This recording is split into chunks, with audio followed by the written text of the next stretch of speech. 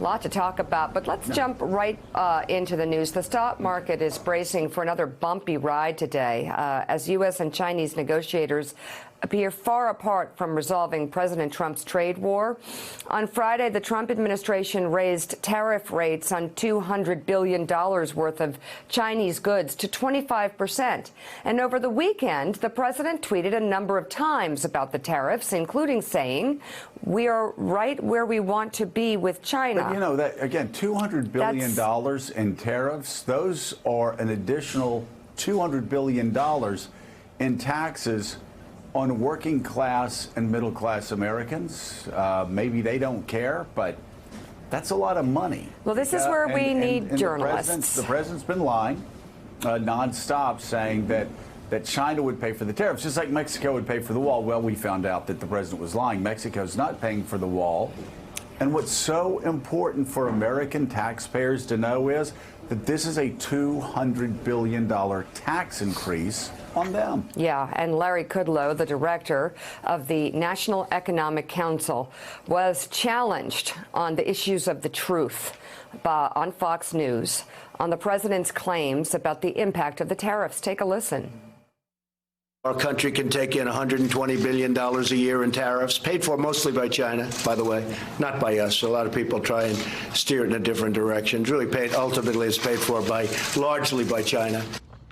But Larry, that isn't true. It's not China that pays tariffs. It's the American importers, the American companies that pay what in effect is a tax increase and oftentimes passes it on to U.S. consumers. Fair enough. In fact, both sides will pay. Both sides will pay in these things. And, of course, it depends. If it's a tariff on goods coming into the country, the Chinese aren't paying. No, but the Chinese will suffer GDP losses and so forth with respect to a diminishing export market and goods that they may need for their own I understand that, but the president says China doesn't. China, it pays the tariffs. They may suffer consequences, but it's U.S.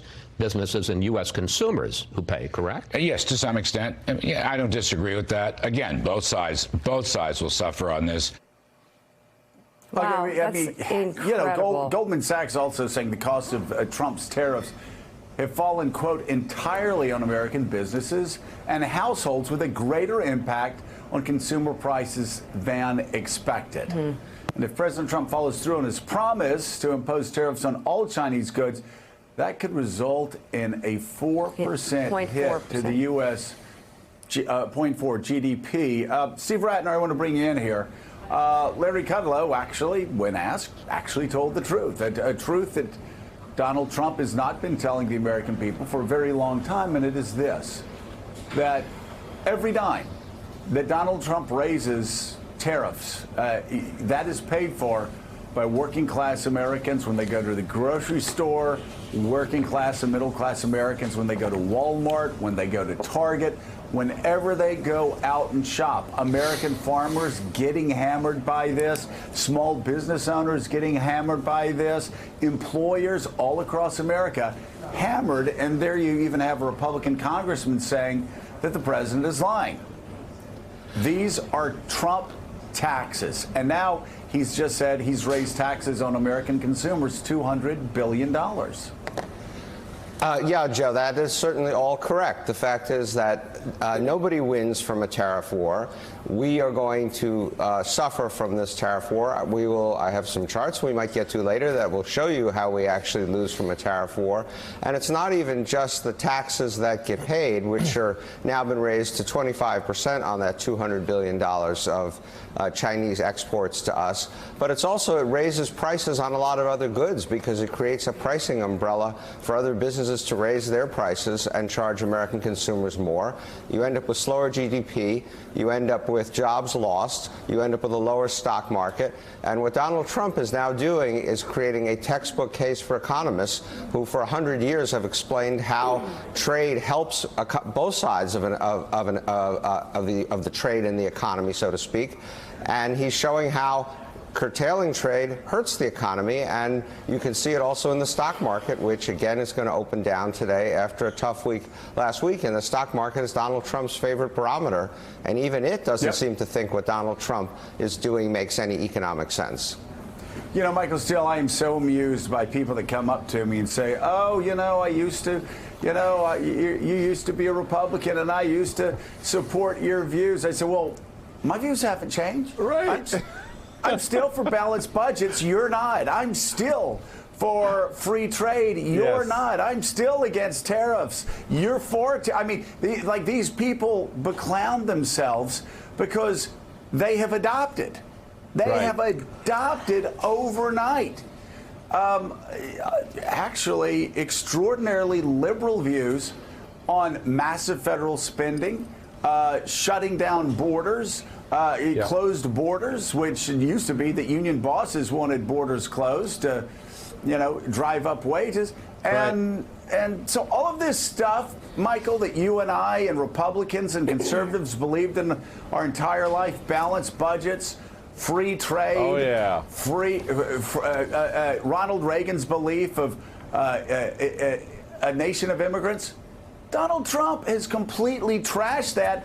And these mindless sycophants, not just in Congress, but some people who come up to me and say, why aren't you a Republican anymore? I mean, they've all had like the brain transplants and they're thinking like liberals. It's crazy. It is crazy. Well, you got to get in the Wayback Machine if you want to go where Republicans used to stand on matters of immigration and trade, like you said. But the bottom line, Joe, and you put your finger on the pulse of it, is these folks are rationalizing their own shift towards Donald Trump. They have to somehow justify where they stand now. And so they look at you and they look at me and they look at many of us and they go, well, you changed. So it's like, no. I'm still a free trader. I believe in free markets. I still believe in the power of an open society that embraces immigration as Republicans once did, that believed in assimilation. Yes. You know, and lower taxes and cutting debt and deficits. So they have to rationalize that, my friend. That's where we are right now. Everyone in this sycophantic world of Trump has to rationalize being there. Otherwise, they can't justify it. Yeah, and the question is really, why do they rationalize it? Why do they work so hard? Because they also have to rationalize the racism of Charlottesville. They also have to rationalize the racism of Donald Trump calling all Hispanics breeders. They also have to rationalize Donald Trump calling countries that are led by black people as S-hole countries. They have to rationalize racism left and right, racially insensitive remarks. It's interesting, though, Jonathan Lemire, Republicans on Capitol Hill, you hardly ever hear him speaking out about racism, Donald Trump's racism. But there are a few that will complain about tariffs. So it's okay, you go to Charlottesville and you basically preach moral equivalence with neo-Nazis and the rest of us. And most Republicans keep their mouths shut. In fact, some are actually trying to say, oh, Charlottesville never happened. He didn't do that. But you talk about tariffs, and at least one or two will remember what it was like when they were conservatives like me. Only a few. There are only a few of them left. I'm like one of those Japanese soldiers on an island out in the middle of the Pacific. It's 54. I think the war's still going on. I still think being conservative means being conservative. They don't.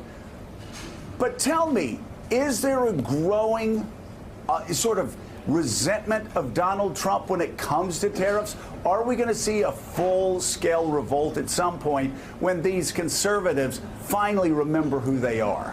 I do admire your fighting spirit on that island, Joe.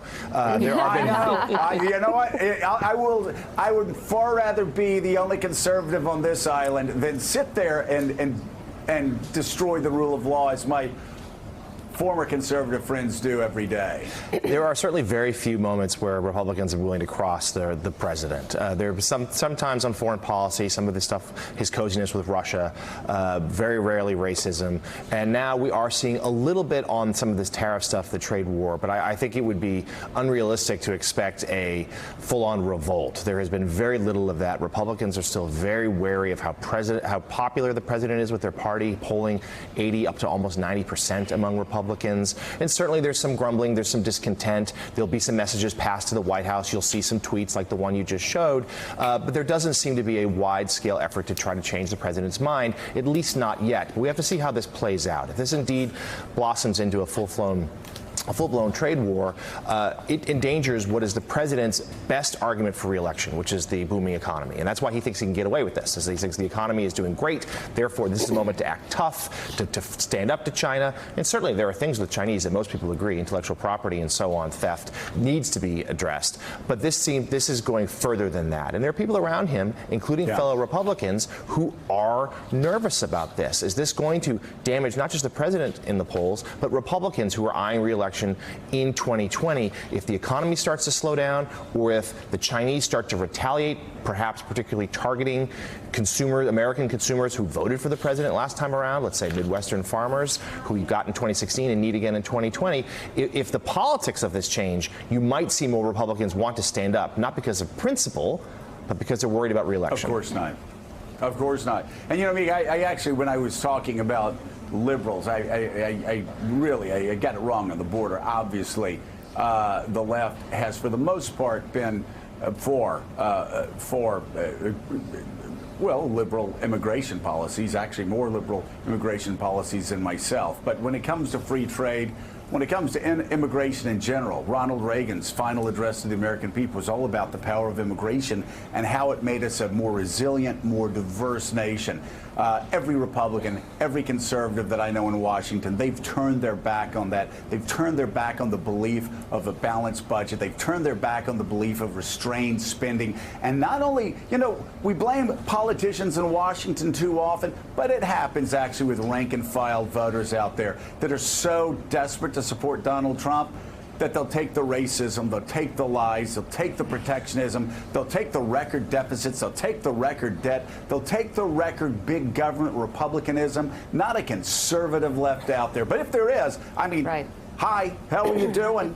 Hi, we'll see you in a couple of years if there are, Mika. But I don't see it. I got to say, I used to think that there were, but things that I'm reading now online, I mean, they're all lining up blindly behind him. Even some people that were never Trumpers before, and they do this sort of anti-Trumpism.